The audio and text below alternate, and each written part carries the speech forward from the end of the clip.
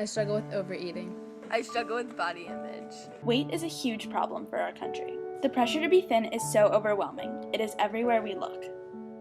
We need to combat this pressure with government action. Obesity is a burgeoning problem for America.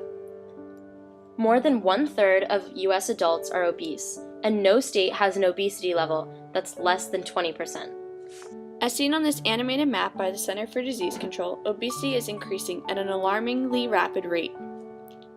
This epidemic is not just facts, there are real people with real emotions behind these numbers.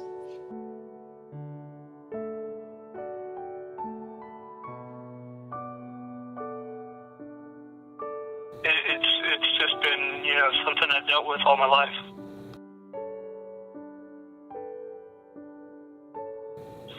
Well, all probably I've tried over the course of the years, and I don't think I was really successful until I went down to Duke Diet and Fitness Center, and that really it's basically exercise and calorie counting, really. I don't know where the motivation came. It was hard, yeah. I hadn't been separated from my life for that long, in over 20 years. But I knew I had to do something. I lost 135 pounds. The emotional side of maintaining a healthy lifestyle is not only an issue for those who are obese or overweight. On the other side of the spectrum, there is a growing epidemic of millions and millions of Americans who struggle with eating disorders such as anorexia nervosa and bulimia nervosa. These disorders can be very severe and life-threatening. Anorexia nervosa is characterized by obsession with maintaining a certain weight that is below what is considered healthy. Bulimia nervosa is an illness characterized by vomiting up all that the person consumes. When I was in 8th grade, I was 13, I was sent to my first of 13 hospitals for anorexia nervosa. It's a really difficult struggle. It took a long time to get better. I was in treatment for 3 years. One of the huge issues in the eating disorder world is the lack of insurance that people get for mental health, and under Obamacare there was a new mental health parity, but it's still, a lot of people are denied coverage due to factors such as not being under the 85th percentile of weight, so therefore they're not considered to have an eating disorder, so they don't get eating disorder coverage. Or if people have yet to lose their menstrual cycle, they also will not get coverage. But a huge problem now is kids are getting eating disorders at a younger age, so they have yet to begin their menstrual cycle, so there's nothing to lose, so they don't get covered for something that isn't necessarily legit. And when people aren't covered for insurance, they usually cannot go to treatment for a long period of time, because inpatient treatment costs $1,500 a day, and outpatient costs $900 to $1,200 a day. So that's a lot of money. So really, depending on everyone's case, not having insurance or not being able to pay the amount can really be a huge issue. There are three main levels of eating disorder treatment. There's residential treatment, inpatient treatment, and partial hospitalization treatment.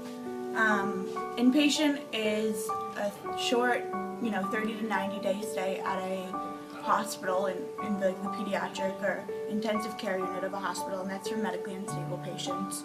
And that's really effective at, weight stabilization and the refeeding process and all that, but it's actually detrimental to one's mental health. The weight gain is really fast, usually 5 pounds a week. It's really traumatic for someone struggling, and they really, you don't get therapy, you're really locked in the hospital room and force-fed, and that's necessary for a lot of people. The next step down is residential treatment, and that's a longer-term stay. It's usually 3 months to no maximum.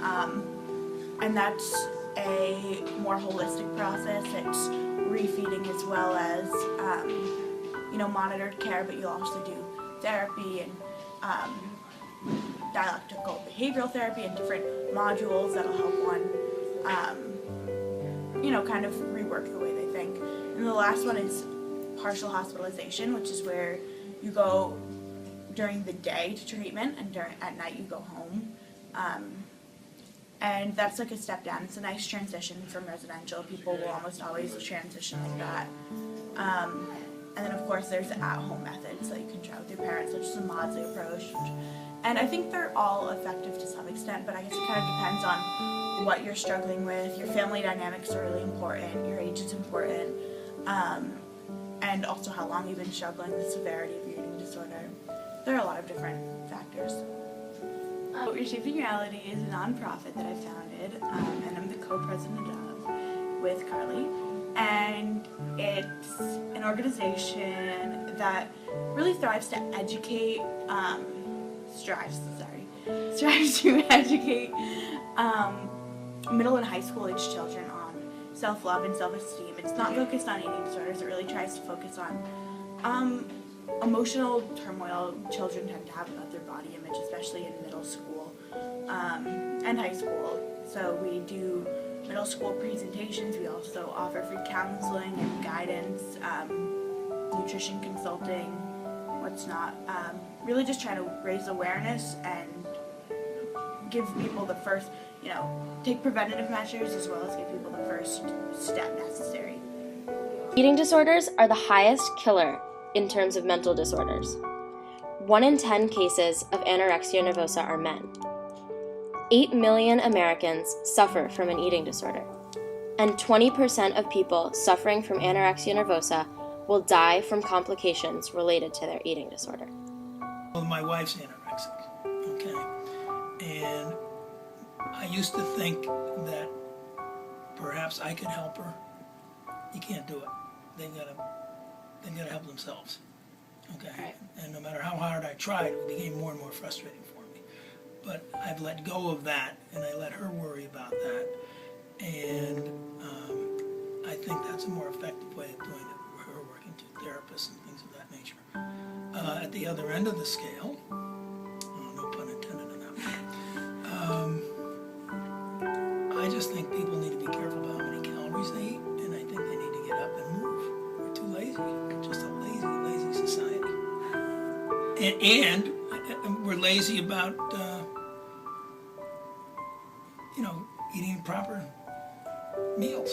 We have made some inroads with obesity. Obesity isn't growing as fast as it was at one point in time. Some states have actually seen it decrease a little bit, but overall in the country it's increasing still. Same thing with eating disorders, things like anorexia nervosa, the other end of the spectrum. We're getting more and more people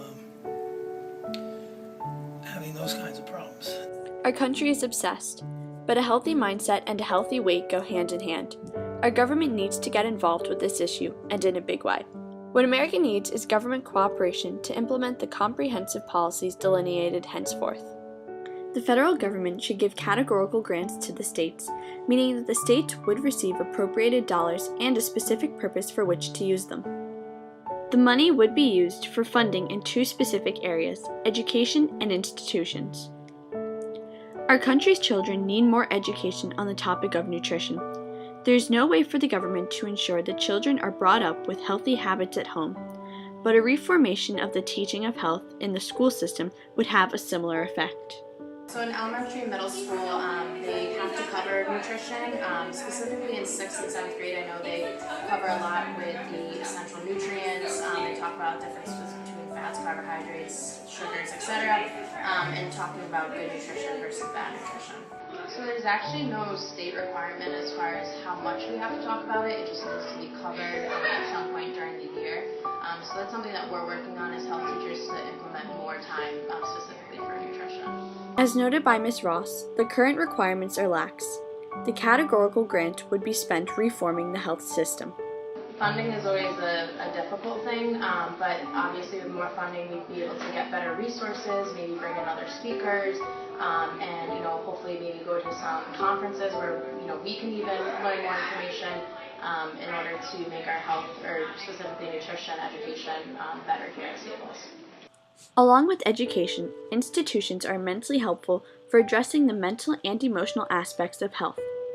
America needs better access to recovery facilities to help those looking to regain a healthy mindset. However, institutions require funding to reach their full potential. So grants are really important. I think as an organization it's really difficult to fundraise on top of everything else. It's also really difficult to ask people for money for it. So getting grants from people who are interested and willing and capable of giving a categorical grant can really aid in making process and educational advances and different tools and resources. It's really difficult to work as an organization without money, and of course all the money is tax deductible as a 501c3, but it really just helps to aid and bring the organization to the next level where they're able to provide better tools and better resources. The federal government can issue categorical grants to states to be used for organizations such as Reshaping Reality and organizations that promote physical activity to combat obesity.